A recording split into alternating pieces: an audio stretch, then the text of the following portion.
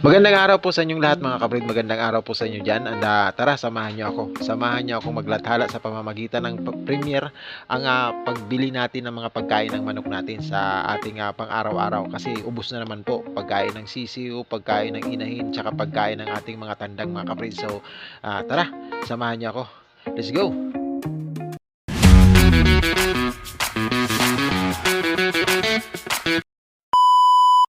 So ayun nga po, maraming salamat sa patuloy na sumasabay dyan. Yung nandyan mga kabrid, maraming thank you sa inyo.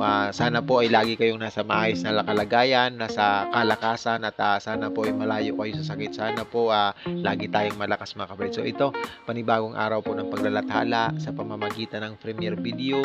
Ang aking pagbili ng mga pagkain ng manok natin na pang ano lang, yung mga patingi-tingi mga kabrid. So kahit tingi-tingi tayo, bumili yung paunti-unti, dito pa rin tayo bumibili sa malaking tindahan kasi nga po is nakakalis tayo dito. So sayang ng papiso-pisong nawawala.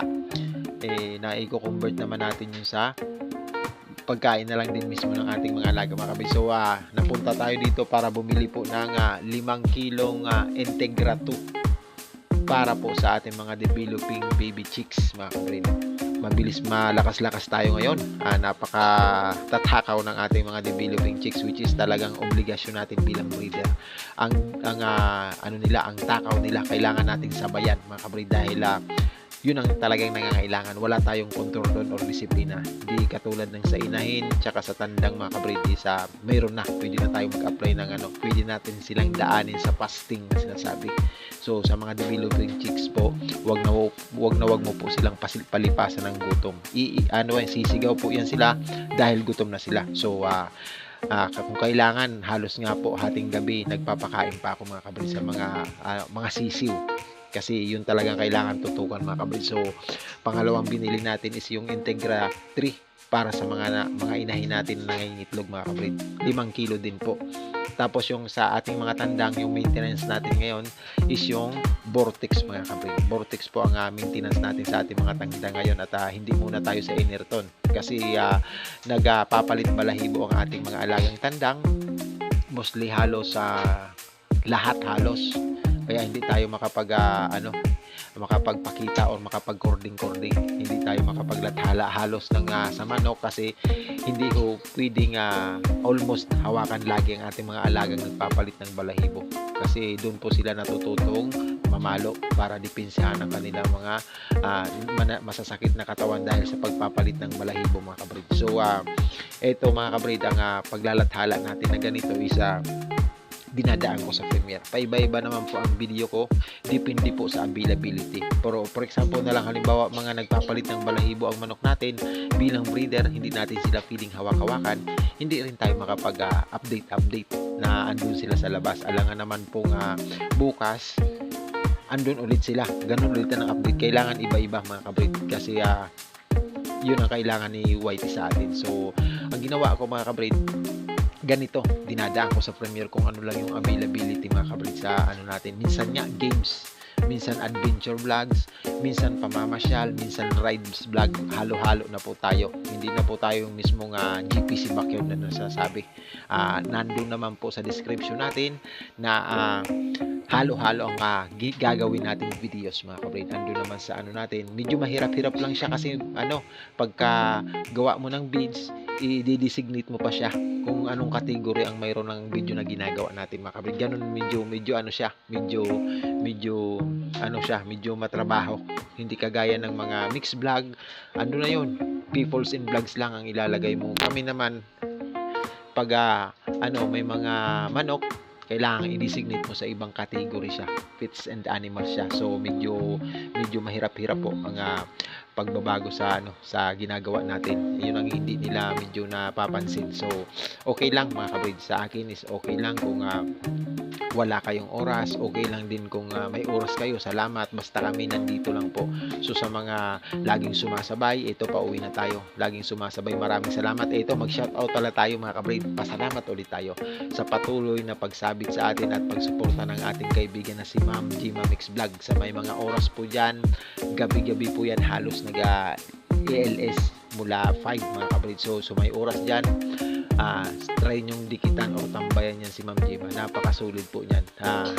lahat ng iba tatambayan mo, okay na. Ito si Ma'am Gima talagang maraming benefits na makukuha. Kami naman matagal na namin yan si Ma'am Gima kasama. Mga hindi pa kami muni niyan, magkakasama, nasasabayan na namin yan, kadikitan ko na po yan si Ma'am Gima. Ito, kilalang kilala ko pong napakabait, napaka-godly din po na tao na yan. Napaka-supportive din na titingnan niya talaga ang bahay ng isang tao, bisita niya. Pag nakita niya nga kailangan ng suporta or kailangan ng tulong, ayan siya, open arms agad yan, walang halong sasabihan ka kagad yan na, uy, ano yan kita, tutulungan kita nga makuha mo ang ganitong kailangan mo. Ganun yan si Ma'am Gima. Maraming salamat ulit sa iyo, Ma'am Gima. Shout out po sa iyo dyan. Pangalawa nating isusunod sa shout out ang ating team, ang ating kasama sa team, yung sila Ma'am Lilith Life and Travels, which is naglalathala po yan sa 8:45 ay 8:30 po naglalathala pala. 8:30 pala naglalathala yan si Ma'am Lilith Life and Travels. 8:45 po si ating si Sir Saiyan Hunter. Tapos si Gabs Mix Vlog po is 8:15. Ako kasi nagsisimula ako ng 8, mga kabrito. Kaming team ng naapat na yan, diyan kami solid na solid. Yun lang naman ang importante. Kahit kunti lang po ang makasupport sa amin. Basta yung talagang up to the dulo. Yung ganun kami, tambayan kami, ganun, tulungan, kung anong problema ng isa, minsan kinukover, kung ano yung pangangailangan, okay lang. Yung hindi makakasabay, mostly, hindi naman talaga tayo kalakasan. So, talagang mabubutas yung responsibilidad natin. Nakadepende naman sa tao, sa pangunawa po ng tao, kung malawak ang pangunawa mo, pag hindi mo nakikita ang tao sa LS mo, sa frame mo, kung malawak ang pangunawa mo, maiintindihan mo at maiintindihan yan. Dahil hindi naman po yan robot. Hindi rin niya kagaya mo na sulit. Minsan may mga pamilya yan, tandaan nyo. Kaya intindihin nyo lagi, kung hindi kayo nakakapunta sa amin, okay lang yan. Walang problema yan. Lagi namin tatanggapin sa maluwag sa kalooban yan. That's kami naman, pag hindi naman kami nakakapunta sa iyo or nakakasukli, pagpasensyahan nyo na po. Hindi lahat ng oras is may oras po kami. Ganun lang po yun. So, salamat sa inyo, team. At si Ma'am Seros, siyempre, MWF, ang frame niya, 8 minutes lang ang haba, 9 PM po ang start. Ma'am Seros HK, Lula Seros HK, maraming salamat sa iyo. Napakabait, napaka-supportive, and then solid. Isa rin yan sa mga iniingatan ng team namin. Sa amin kaming dalawang mag-asawa, isa rin yan kasi talagang subok na rin namin. Masarap talaga dikitan, kabrid. Ang taong kahit hindi mo na sila nadidikitan, andyan pa rin sila, dumidikit pa rin sila sa'yo. Yung tipong mahihiya ka sa sarili mo mismo na hindi mo na kayang suklihan sila, talagang gagawa ng paraan dahil parang nahihiya ka ba doon sa tao. Yan, ganyan ang mangyayari kay Ma'am Seros. Mahihiya ka talaga, kailangan sabayan mo siya. So maraming salamat sa patuloy na sumasabay, Ma'am Seros. Thank you po. Pangatlo, si Sir Dennis Vlog, napakasipag na tao. Sir Dennis Vlog po, rumble po ang frame niyan dahil may sarili din siyang team na may karamihan, mga kabrid, kaya rumble siya. Depende sa kung anong schedule ang ibigay sa kanya.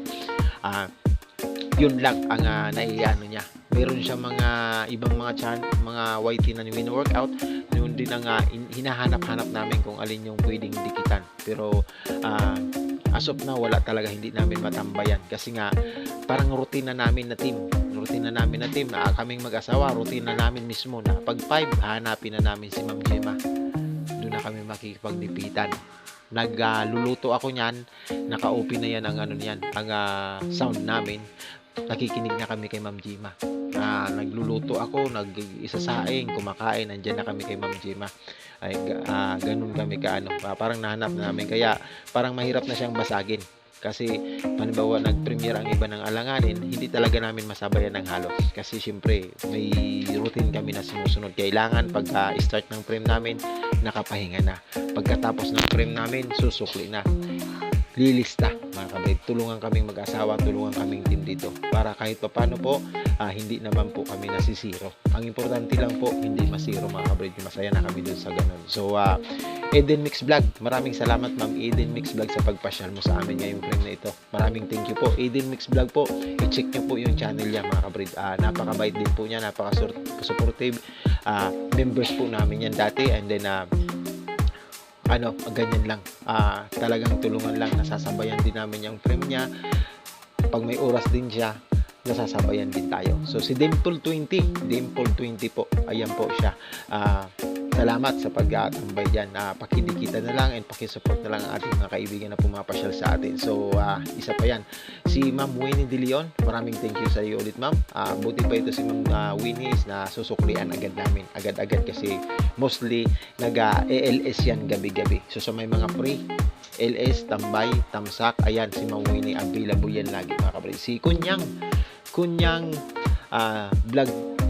Vlog TV po, ayan, ipapakita ko sa iyo sa screen yan. Isa rin yan, napakabait din po, napaka-supportive din po, at isa rin pong may bahay yan, napakabait din po, laging may oras minsan sa amin. Ayan, maraming salamat sa iyo, Ma'am Kunyang. Si Christy Dumasig, Madam Christy Dumasig, maraming salamat po sa iyo. Ayan din po si Mama Cherry Munares, maraming salamat po sa iyo, Ma'am Cherry Munares. Ayan, sila Plantitos, ayan, maraming salamat sa inyo.